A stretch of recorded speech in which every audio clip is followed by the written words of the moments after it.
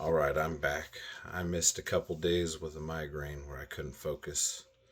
It finally came to a head last night, so I'm going to read chapters 2 and 3 of Genesis this morning.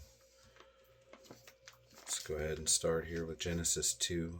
Thus the heavens and the earth were finished, and all the host of them. And on the seventh day God ended his work which he had made, and he rested on the seventh day from all his work which he had made. And God blessed the seventh day and sanctified it, because that in it he had rested from all his work which God created and made.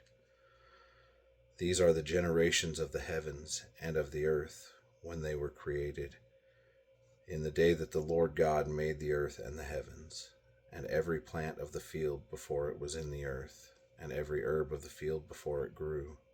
For the Lord God had not caused it to rain upon the earth, and there was not a man to till the ground. But there went up a mist from the earth, and watered the whole face of the ground. And the Lord God formed man of the dust of the ground, and breathed into his nostrils the breath of life, and man became a living soul. And the Lord God planted a garden eastward in Eden, and there he put the man whom he had formed. And out of the ground made the Lord God to grow every tree that is pleasant to the sight and good for food.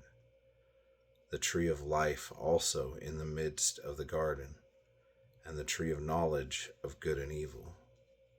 And a river went out of Eden to water the garden, and from thence it was parted and became into 4 heads.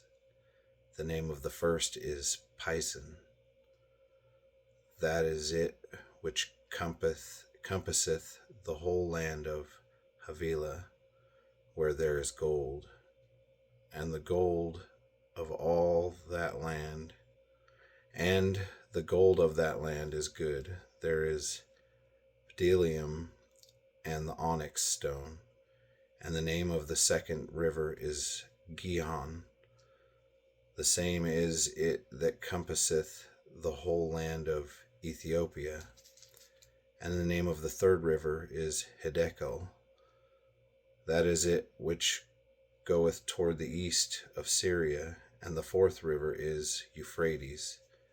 And the Lord God took the man and put him into the garden of Eden to dress it and to keep it. And the Lord God commanded the man, saying, Of every tree of the garden thou mayest freely eat, but of the tree of the knowledge of good and evil thou shalt not eat of it. For in the day that thou eatest thereof thou shalt surely die. And the Lord God said, It is not good that the man should be alone. I will make him an help meet for him. And out of the ground the Lord God formed every beast of the field and every fowl of the air, and brought them unto Adam to see what he would call them. And whatsoever Adam called every living creature, that was the name thereof. And God gave names to all cattle, and to the fowl of the air, and to every beast of the field. But for Adam there was not found an help meet for him. And the Lord God caused a deep sleep to fall upon Adam, and he slept. And he took one of his ribs, and closed up the flesh instead thereof.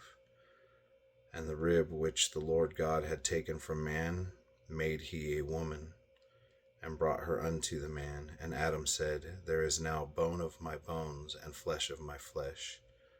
She shall be called woman, because she was taken out of man. Therefore shall a man leave his father and his mother, and shall cleave unto his wife, and they shall be one flesh. And they were both naked, the man and his wife, and were not ashamed. Genesis 3.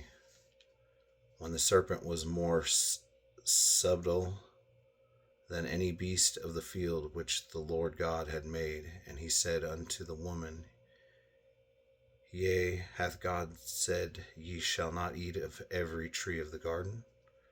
And the woman said unto the serpent, We may eat of the fruit of the trees of the garden, but of the fruit of the tree which is in the midst of the garden, God hath said, Ye shall not eat of it, neither shall ye touch it, lest ye die. And the serpent said unto the woman, Ye shall not surely die, for God doth know that in the day ye eat thereof, then your eyes shall be opened, and ye shall be as gods, knowing good and evil. And when the woman saw that the tree was good for food, and that it was pleasant to the eyes, and a tree to be desired to make one wise, she took of the fruit thereof, and did eat, and gave also unto her husband with her, and he did eat. And the eyes of them both were opened, and they knew that they were naked. And they sewed fig leaves together, and made themselves aprons. And they heard the voice of the Lord God walking in the garden in the cool of the day, and Adam and his wife hid themselves from the presence of the Lord God amongst the trees of the garden. And the Lord God called unto Adam, and said unto him, Where art thou? And he said, I heard thy voice in the garden, and I was afraid, because I was naked, and I hid myself. And he said, Who told thee that thou wast naked? Hast thou eaten of the tree whereof I commanded thee that thou shouldest not eat? And the man said, The woman whom thou gavest to me to be with me, she gave me of the tree, and I did eat. And the Lord God said unto the woman, What is this that thou hast done? And the woman said, The serpent beguiled me, and I did eat.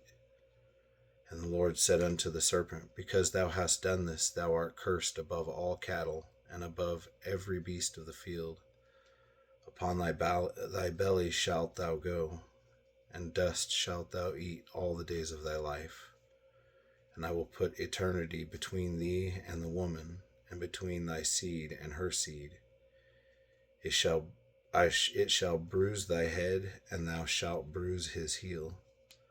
Unto the woman he said, I will greatly multiply thy sorrow and thy conception. In sorrow thou shalt bring forth children, and thy desire shall be to thy husband, and he shall rule over thee. And unto Adam he said, Because thou hast hearkened unto the voice of thy wife, and hast eaten of the tree of which I commanded thee, saying, Thou shalt not eat of it. Cursed is the ground for thy sake, in sorrow shalt thou eat of it all the days of thy life.